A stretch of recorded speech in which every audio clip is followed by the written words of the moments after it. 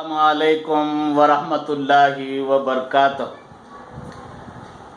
انشاءاللہ آج ایک نبی کریم صلی اللہ علیہ وسلم کے ساتھ گزرنے والے واقعات میں سے ایک واقعہ سنانے کی کوشش کروں گا۔ اللہ کامیابی عطا فرمائے۔ یمن کے ایک شہر کے ایک اچھے خاصے قبیلے کے اچھے گھرانے کے حارثہ ایک شخص تھے۔ ان کی فیملی اچھے کھاتے پیتے گھرانے کے تھے۔ ہوا یہ کہ ایک اعلان ہوا کہ یمن سے طائف شہر جانے کے لیے فلاں دن ایک قافلہ نکل رہا۔ عموماً قافلے نکلنے سے پہلے ایسے اعلان کیے جاتے تھے تاکہ سب تیاری کر لیں، جو جانا چاہ رہے ہیں وہ نام لکھا لیں، تیاری کر لیے، جیسا سفر کے لیے اونٹ کا انتظام ہو اور بھی سامان کا انتظام ہو، کھانے پینے کا، رہنے کا، ہر چیز، کیونکہ یہ ایک دن دو دن میں ہونے والا سفر نہیں رہتا تھا۔ آپ کو بتاتے چلوں کہ مکہ سے مدینہ 400 چلر کلومیٹر ہے، اور اس زمانے میں 8 سے 9 دن کا سفر ہوا کرتا تھا۔ اگر گرمی شدت کی ہے تو راتوں میں سفر کرتے تھے، یا صبح فجر کے بعد سفر کرتے تھے، دوپہر میں ٹھہر جاتے تھے، پھر ذرا ٹھنڈا ہونے کے بعد سفر کرتے تھے۔ تو ایک ایوریج نکلتا ہے پر ڈے 50 کلومیٹر یہ لوگ سفر کرتے تھے ایک اندازے سے۔ اس حساب سے کھانا پینا ہر چیز جمع کر لیتے۔ اور قافلہ جب تیار ہوتا تو ایک رہبر بھی ہوتا، راستہ بتانے والا، اور کچھ جو ہے قافلے کی حفاظت کے لیے کچھ جوان بھی ساتھ میں چلتے ہتھیار لے کر، اور قافلے میں چلنے والے بھی اپنے پاس ہتھیار رکھتے۔ اور جو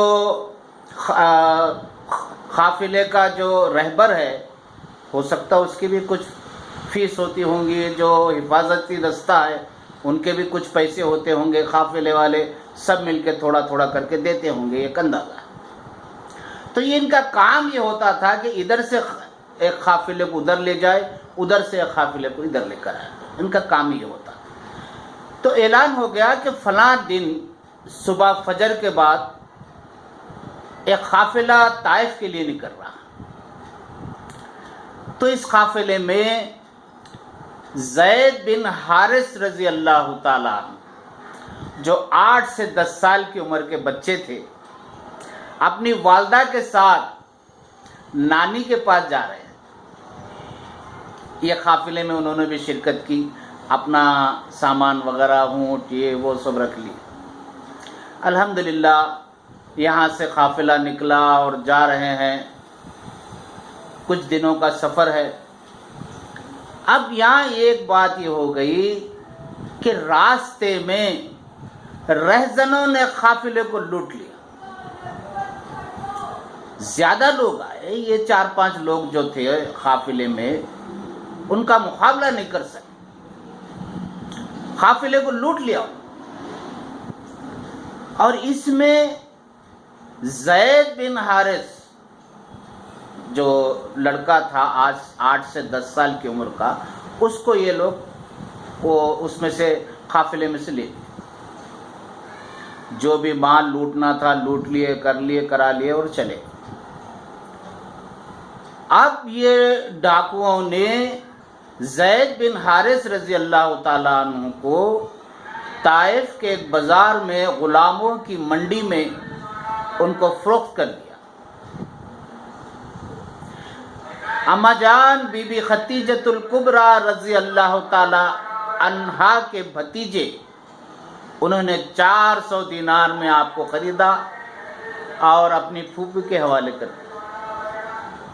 وہ کافی مالدار عورت تھی، کافی وہ تجارت کرتے تھے اور تجارت کے لیے لوگوں کو پیسہ دیتے تھے، اور نبی کریم صلی اللہ علیہ وسلم بھی آپ سے شادی سے پہلے آپ کے پاس تجارت کیا کرتے تھے۔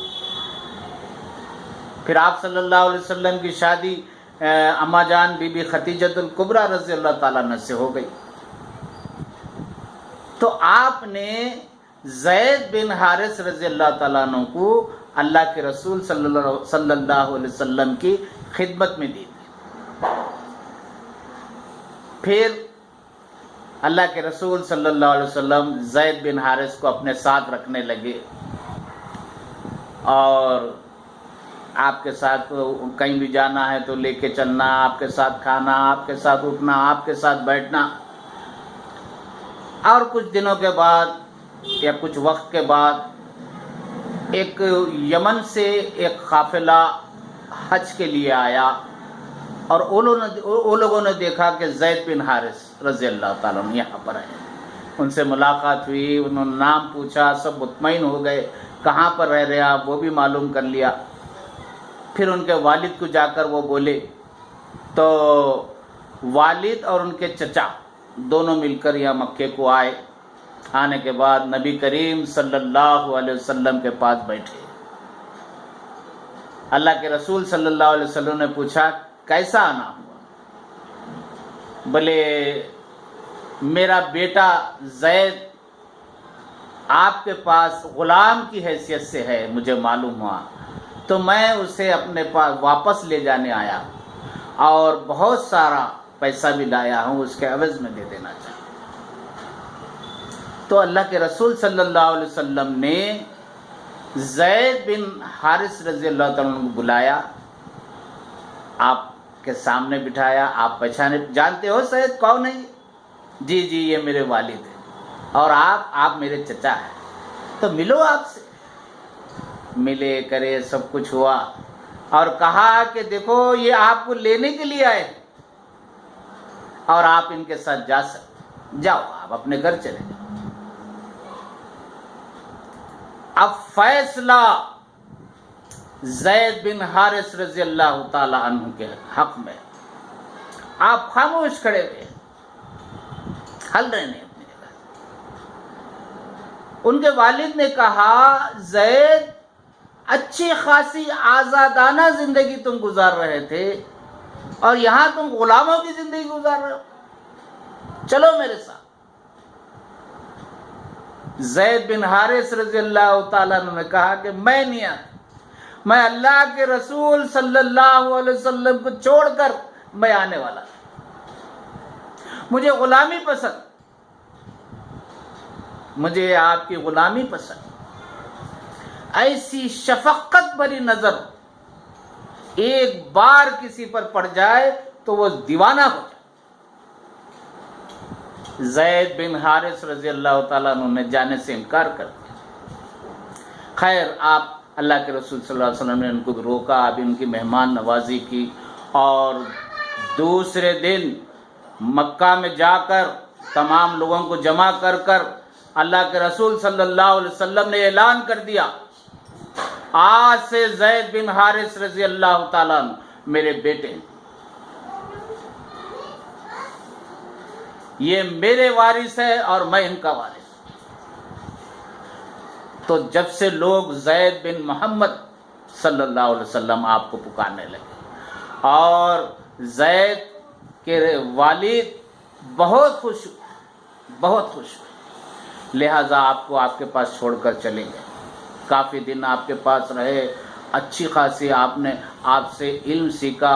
یہ پہلے تو یہ یعنی اسلام آنے سے پہلے کی بات، جب سے آپ پھر آپ نے پہلے غلاموں میں سب سے پہلے ایمان لانے والوں میں زید بن حارث رضی اللہ تعالیٰ، مدینے میں آپ کے ساتھ میں رہے، جنگوں میں آپ کے ساتھ میں رہے، اور کئی جگہوں میں اللہ کے رسول صلی اللہ علیہ وسلم نے آپ کو سپہ سالار بنا کر بھیجا، اور آپ کے بہت سارا آپ کے ساتھ آپ کے واقعات ہیں۔